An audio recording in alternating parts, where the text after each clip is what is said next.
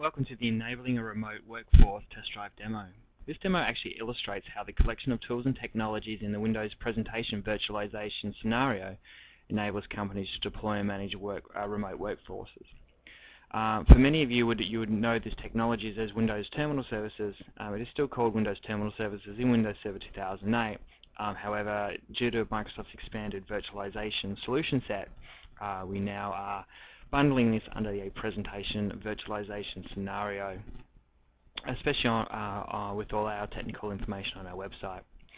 So in this demo, what we'll show you is how the products and technologies of Windows Server 2008 Presentation Virtualization make it possible for you to empower remote users and really create a remote workforce. In this context, we're specifically referring to the users who connect to the corporate network over VPN or over terminal server connections to gain access to corporate applications. And these users often face many challenges: complex VPNs that do not work from all locations, dealing with multiple desktop scenarios and sessions, and also performance issues. By moving applications from VPN and classic terminal server interfaces into applications like TS Gateway, TS RemoteApps, and TS Web Access, you can really reduce the operational costs and complexity and offer a much better user experience. In this demo, we'll show you how remote users can connect from a home computer, gain access to work desktop, and then run applications that reside on a terminal server without the need for a full terminal server desktop. Let's begin by taking a quick look at Active Directory. We've created a group that represents users that are allowed to have remote access resources on my network. This group lives under my managed objects, and it's called Authorized Remote Access Users. If we have a look at the members of that group, currently only Don Hall is a member, and we'll be using this group in the configuration of our remote workforce solution. The key to presentation virtualization is the Terminal Services Gateway. Without the Terminal Services Gateway, you only have two options to give users outside the firewall access to internal remote desktop sessions. You either have to create a lot of rules, or you have to establish a VPN and then connect over that VPN. And neither of these solutions are easy to manage, and both drive up operational costs and decrease efficiency. The TS Gateway solves this problem by allowing every connection to come in over one single port 443, and by encrypting each session to be using SSL. To the outside, the TS Gateway computer is a web server. And once the connection is made, the TS Gateway proxies the connection to the correct resource on the internal network.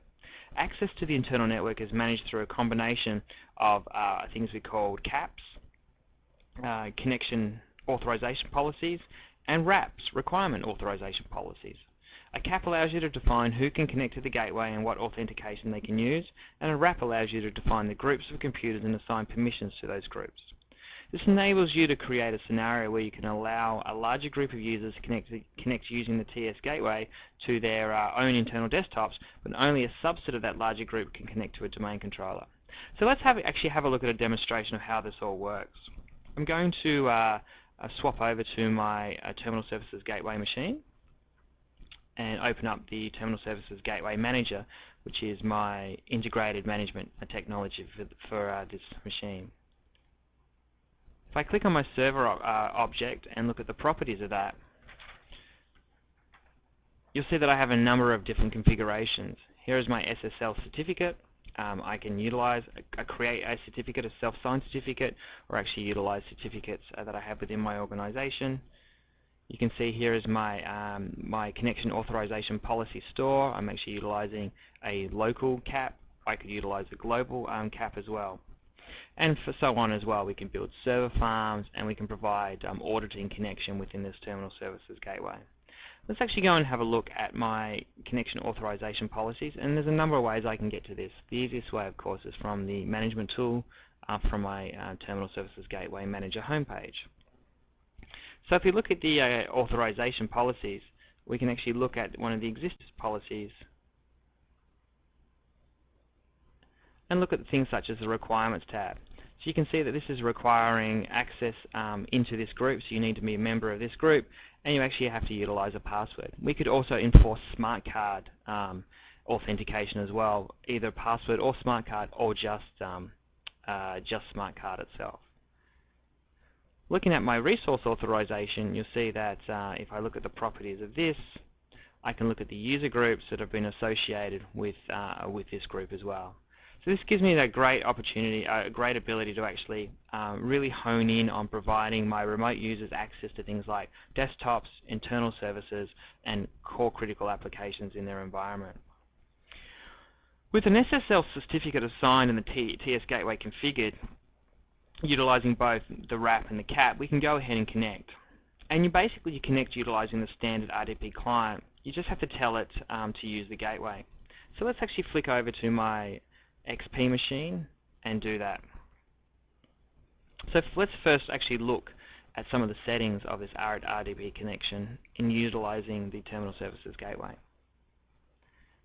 You can see that I actually have to use the internal name of the computer I'm connecting to, even if that computer is not exposed to the external world, because that name will then be passed through. So for example here, I actually want to connect to my domain controller even though I'm connecting through my Terminal Services Gateway. If I look at my advanced tabs and my TS Gateway, you can see this is where I put my information in about a TS Gateway, and you can of course provide this information automatically to your users out there so they can integrate this in really easily. Once you've initiated the connection, all you really have to do is provide log-on and password. So let's do that. We've just basically initiated connection. We're going to log on with that Don Hall account.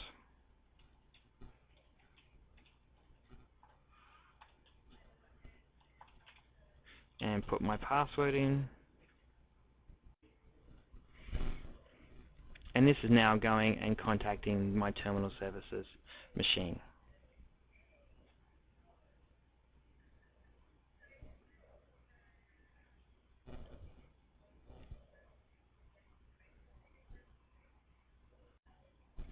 So with this Terminal Services Gateway, as I'm connecting directly to my domain controller, I now have full Terminal Services access to this domain controller as per my rights.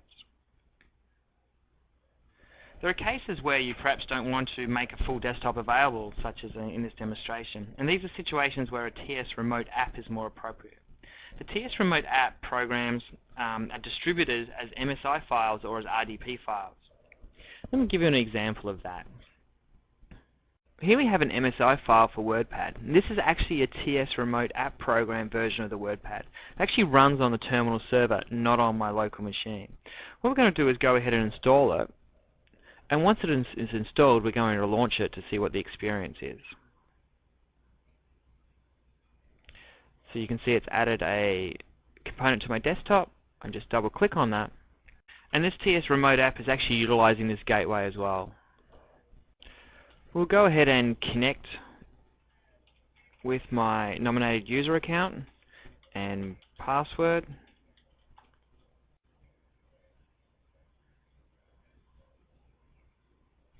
And you can now see that application has started. It's running on my desktop, in a window on my desktop. Even though it's running on the terminal service, I get this seamless Windows look and view. So let's actually close this information down. The last thing I want to show you is TS Web Access. TS Web Access is a way to organize all Terminal Server Remote App programs into a single website where they can be launched. The benefit of the Terminal Server Web Access is you don't need to install anything, and you don't need to be running the application locally. You only need to click the application for the list of available applications. So let's actually open my Terminal Server Web Access site.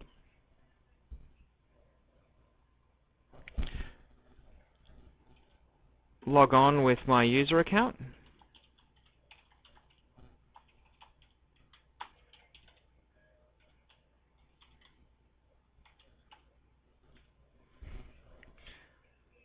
And you can see now I'm out connecting to my Terminal Server Web Access, and it shows me all that information, all the applications that are available via our terminal services.